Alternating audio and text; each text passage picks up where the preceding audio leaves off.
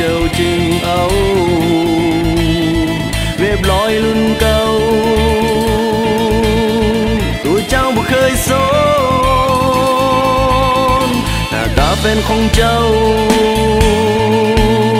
นั้นแสนจะขี้หายหน้าคอยที่สดใสแต่เจ้ายังบ่สน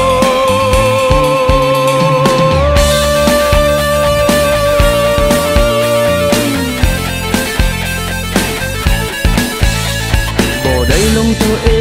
งค่อยโลกวนลายเท่าแต่ติดที่เฮานั่นมันขี้เว็บร้อยเงินเฮามันน้อยจะมีไผมาสนปัจจัยของคนวัตถุมือก่อนจิตใจ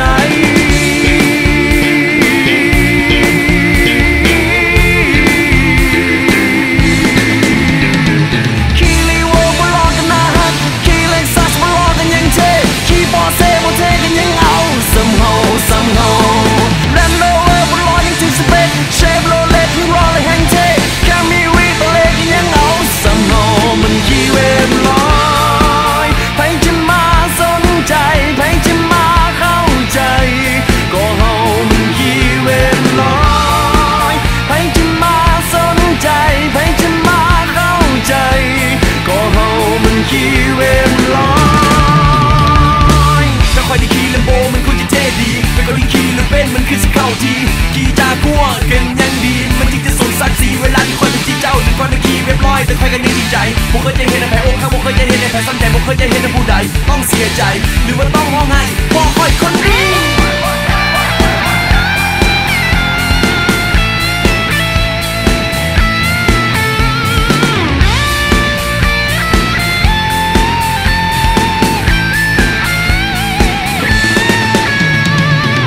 ลงตัวเองค่อยหลอกกวนลายเท่าแต่ติดที่เฮานั่นมันขี้เว็บร้อยเงินเฮามันน้อยจะมีไผมาสนปัจจัยของคนวัตถุมือก่อนจิตใจ